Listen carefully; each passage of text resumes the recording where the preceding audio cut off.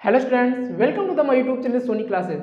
Students, आज मैं आपके लिए क्लास 12 की फिजिक्स का जो हमारा चैप्टर चला था विद्युत चुंबकीय प्रेरण, उसका नेक्स्ट वीडियो आपके बीच लेकर आए हैं, यानी हमारा पार्ट 2।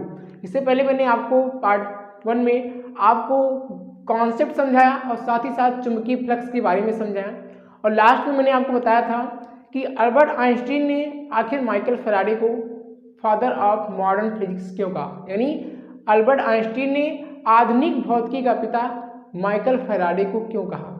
इस बात को हम इस वीडियो में जानेंगे।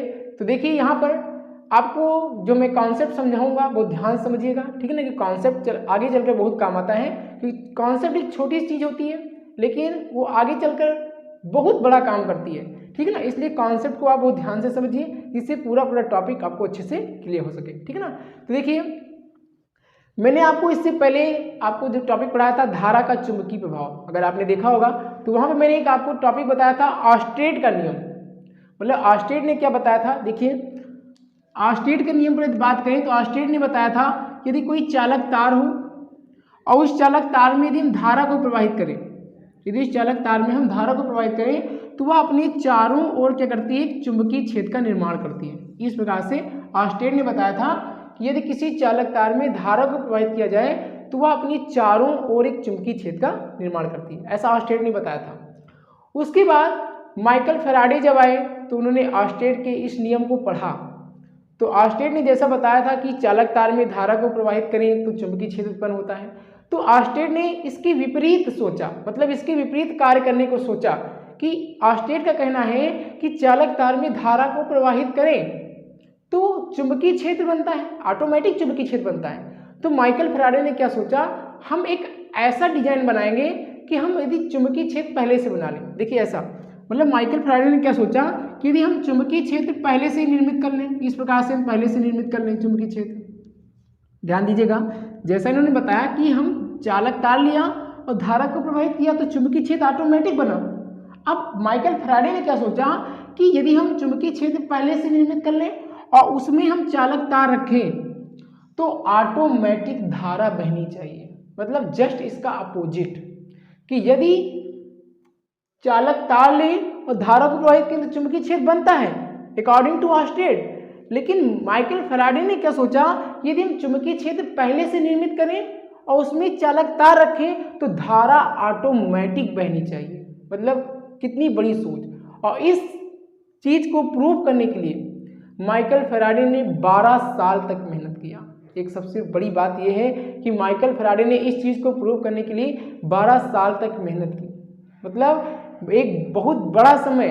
12 साल तक इस, मतलब एक छोटा सा कॉन्सेप्ट था, देखिए ऑर्स्टेड ने बताया, लेकिन इसके विपरीत जो उन्होंने सोचा इसको प्रूव करने के लिए उन्होंने 12 साल लगाया। तो 12 साल क्यों लगा, उन्होंने जो डिजाइन बनाया था, जो सिस्टम बनाया था, उस सिस्टम में वो लगातार वर्क कर रहे थे, लेकिन इस चीज को प्रूफ नहीं कर पा रहे थे। तो एक दिन ऐसा हुआ, 12 साल बीत गया, काफी लंबा समय हो गया, तो माइकल फैराडे बहुत परेशान हो गए, बहुत गुस्से में आ गए कि अरे एक छोटी सी चीज को हम प्रूफ नहीं कर पा रहे, सिद्ध नहीं कर पा रहे, और उन्होंने उस गुस्से में आकर उस सिस्टम को उठा के बहुत तेजी से फेंक दिया। और जैसे ही माइकल फैराडे ने उस सिस्टम को फेंका, बस उस सिस्टम में एक गैल्वेनोमीटर लगा हुआ था, अभी मैं फिगर बना के आपको समझाऊंगा। उस सिस्टम में गैल्वेनोमीटर लगा था और अचानक उनकी नज़र उस सिस्टम पर गई, उस डिवाइस पर गई, देखा गैल्वेनोमीटर हिल रहा है, और तुरंत वो भागते भागते उस डिवाइस के पास गए और वो जिस चीज़ को प्रूव करना चाहते थे वो चीज़ प्रूफ हो गई। मतलब आपको मैं ये बताऊं कि किसी चीज़ को प्रूव करने के लिए सबसे पहले तो आपके पास क्या होना चाहिए, पेशेंस होना चाहिए, धैर्य होना चाहिए, ठीक है ना। आपके पास अगर धैर्य है तो आप उस चीज़ को प्रूव कर लेंगे, कोई भी चीज़ हो, मतलब धैर्य होना बहुत ही जरूरी है। उन्होंने बहुत समय दिया उस सिस्टम को, और अंत में जब नहीं प्रूफ हो पाया तो उन्होंने उस गुस्से के मारे उसको फेंका, और जैसे ही फेंका तो वो जिस चीज़ को प्रूव करना चाहते थे वो प्रूफ हो गई। तो जैसे वहाँ पर देखा उन्होंने कि गैल्वेनोमीटर हिल रहा है, वो तुरंत गए और डिवाइस अपने सिस्टम को उठा कर लाए, और उन्होंने देखा कि जो चीज़ वो प्रूव करना चाहते थे वो प्रूफ हो गया। तो इस चीज़ को देखकर माइकल फैराडे बहुत खुश हुए, मतलब इतनी खुशी हुई कि बताओ, जिस चीज़ को वो 12 साल तक परेशान रहे, उन्हें सोचा कि यदि इसको हमको फेंक के प्रूफ करना होता तो हम इसको कब का फेंक देते और ये पहले ही प्रूफ हो गया होता, लेकिन हमने ये सोचा ही नहीं कि इसको फेंकना है। अगर ये सोच लेते तो उसको पहले फेंक देते और उस चीज़ को पहले प्राप्त कर लेते कि यदि चुंबकीय क्षेत्र में चालक तार को डालें तो धारा ऑटोमेटिक बहेगी। ऐसा कॉन्सेप्ट को प्रूव करने के लिए उन्होंने 12 साल तक मेहनत की। तो इस चीज़ को उन्होंने कैसे प्रूव किया, मैं आपको डिजाइन आपको सिस्टम बना के समझाता हूँ कि आखिर क्या उस उपकरण में कैसे उन्होंने क्या सिस्टम रखा था। इस चीज़ को आप ध्यान दीजिएगा।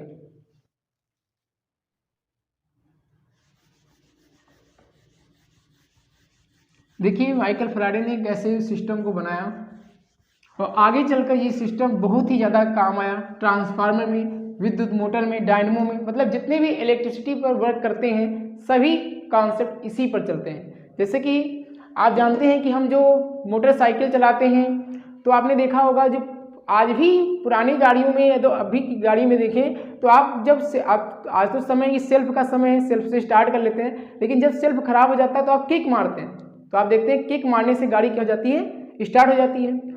तो इसी सिद्धांत पर वो गाड़ी स्टार्ट हो पाती है जो माइकल फैराडे ने दिया और एक छोटा सा डिवाइस आगे चलकर बहुत काम आया। देखिए बना के हम आपको बता रहे हैं। देखिए माइकल फैराडे ने अपने सिस्टम में क्या किया था, एक कुंडली ली थी, इस प्रकार से उन्होंने एक कुंडली ली थी, इस प्रकार से एक कॉइल लगाया था उन्होंने, और उस कॉइल में उन्होंने क्या किया था, एक गैल्वेनोमीटर लगाया था।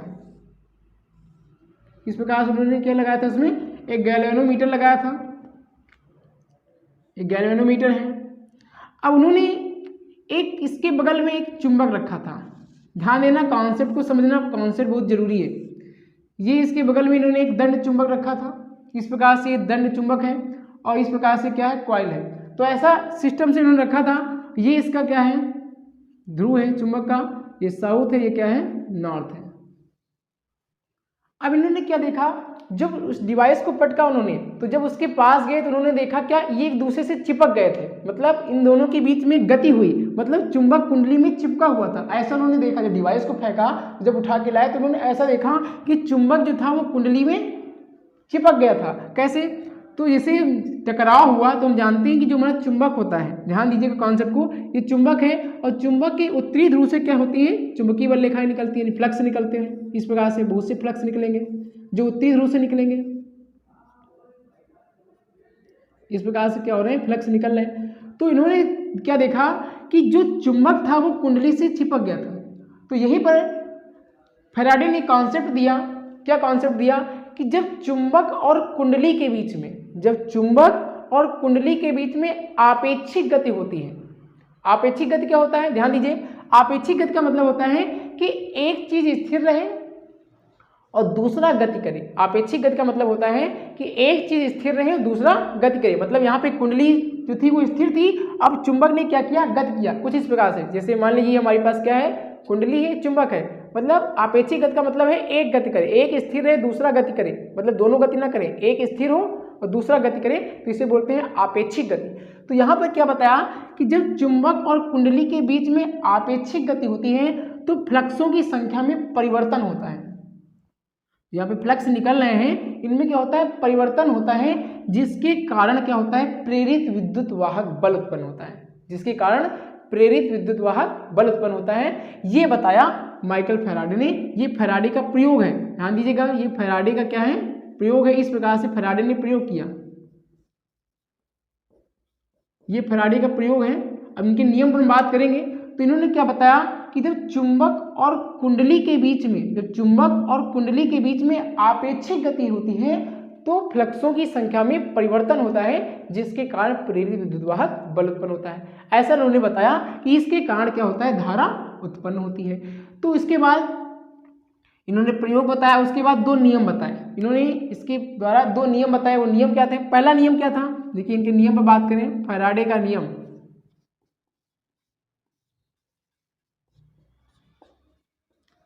जब इस चीज को फैराडे ने प्रूव किया तो इसको कई प्रयोगों द्वारा इसको सिद्ध किया। एक बार चुंबक को दूर ले गए कुंडली से तो देखा गैल्वेनोमीटर की दिशा इधर हो गई, इस प्रकार से।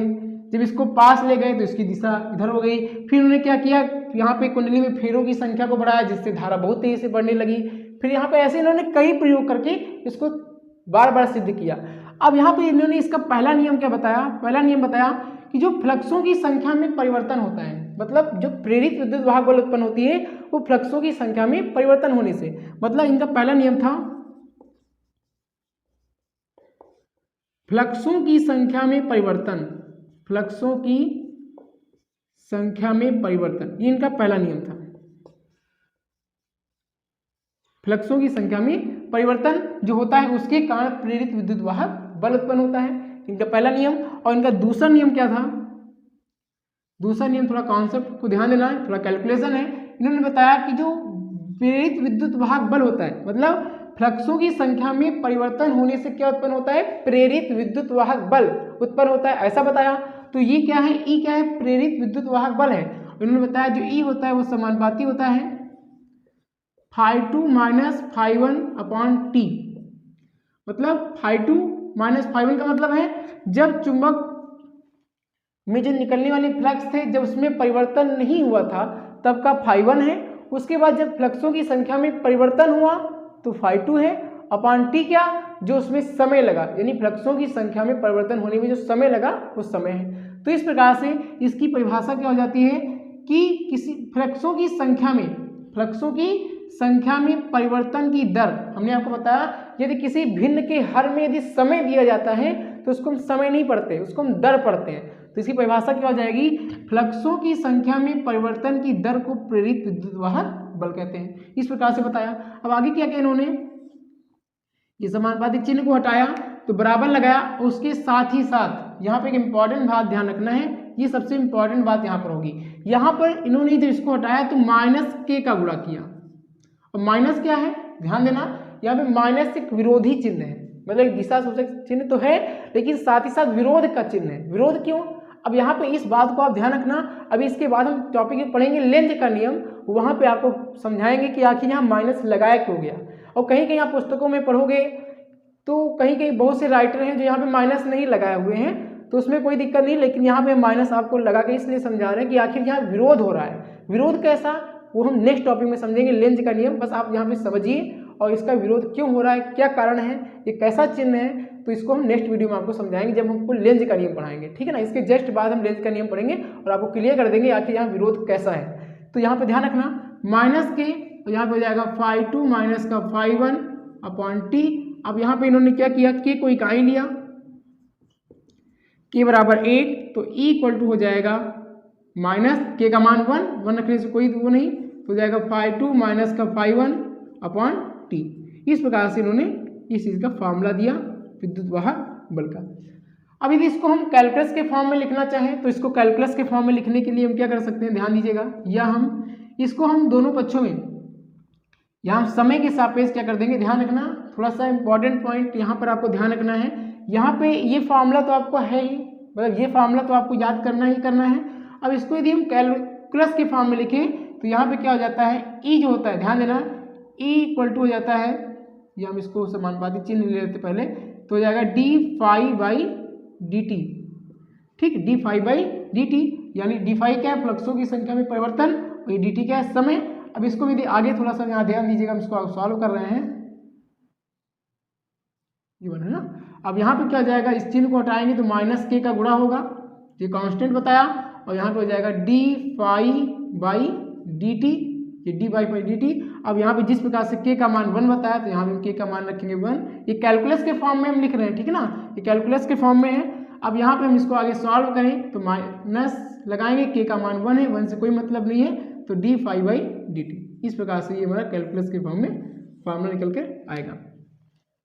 इस प्रकार से माइकल फैराडे ने इसका नियम बताया, और ये इतना इम्पॉर्टेंट है कि आगे चलकर ट्रांसफार्मर, मोटर, डायनो, बहुत से टॉपिक हैं जो आज इलेक्ट्रिसिटी में घर घर में जो हमको बिजली उत्पादन हो रहा है, घरों में जो बिजली मिल रही है, ये इसी सिद्धांत पर आधारित है। मतलब माइकल फैराडे ने एक जो डिवाइस बनाया, एक छोटा सा डिवाइस था, लेकिन आगे चलकर इतना काम आया कि आज घरों में बिजली पहुँच रही है, हम लोग बिजली से बहुत से उपकरण चला रहे हैं। तो यहाँ पर हम आपको एक बात बताएं, जब माइकल फैराडे ने इस डिवाइस को बनाया तो एक इंग्लैंड के साइंटिस्ट थे, तो इसको दिखाने के लिए, मतलब इतनी खुशी हुई इनको इस डिवाइस को दिखाने के लिए जगह जगह इन्होंने कैंप लगाया। और एक जगह क्या हुआ कि डिवाइस को देखने के लिए बहुत सारी भीड़ इकट्ठा हुई, तो वहाँ पर एक महिला आई, वो अपने गोद में छोटा सा बच्चा लिए हुई थी। तो उन्होंने देखा कि इतनी बड़ी भीड़ इकट्ठा किए हुए हैं, उन्होंने कहा ये व्यक्ति पागल है क्या, जो इतनी सारी भीड़ इकट्ठा किए हुए है। तो जब माइकल फैराडे ने इस डिवाइस को दिखाया, उसके बाद जब पब्लिक चली गई तो वो महिला माइकल फैराडे के पास जाती है और उससे कहती है कि आप एक छोटा सा डिवाइस दिखाने के लिए इतनी सारी भीड़ इकट्ठा किए हुए हो।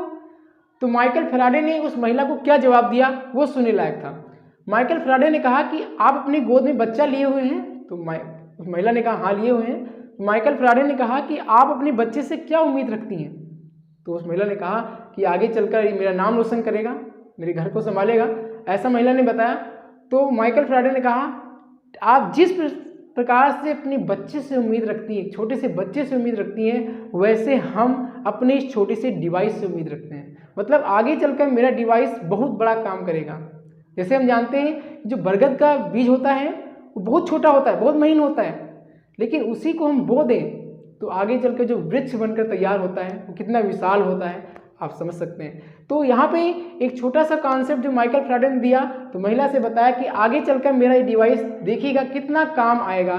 और वाकई में आज इलेक्ट्रिसिटी का उत्पादन इसी के सिद्धांत से होता है। जितने भी ट्रांसफार्मर बनाए जाते हैं सभी में चुंबक और कुंडली का प्रयोग किया जाता है, उनके बीच में आपेक्षिक गति होती है जिसके कारण विद्युत का उत्पादन हो पाता है। तो माइकल फैराडे की ये कोशिश ने आज घरों घरों तक बिजली पहुंचाया। मतलब इस प्रकार से गाड़ी चलाते हैं, बहुत से कार्य करते हैं, सभी इलेक्ट्रिसिटी में माइकल फैराडे की यही देन है। तो इस बात को आपको जानना चाहिए। और इस प्रकार से जिस प्रकार से मैंने आपको माइकल फैराडे का प्रयोग बताया, इनके नियम बताए, इन सभी को ध्यान रखना, फार्मूले को आपको याद रखना है।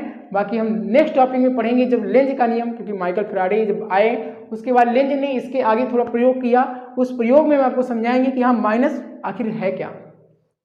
इसलिए आप इस पॉइंट को अच्छे से तैयार कीजिए, फिर नेक्स्ट वीडियो में आपको लेंज का नियम जब समझाएंगे तो आपको सभी चीज़ें क्लियर हो जाएंगे। ठीक है ना। तो चलिए फिर मिलते हैं आपको नेक्स्ट वीडियो में। अगर वीडियो पसंद आई हो तो वीडियो को लाइक करें, अगर चैनल पर नए हो तो चैनल को सब्सक्राइब जरूर करें, जिससे आने वाली सभी वीडियो आप तक सबसे पहले पहुँच सकें। ठीक है ना। फिर मिलते हैं नेक्स्ट वीडियो में इसी से जुड़े टॉपिक के साथ। Thank you.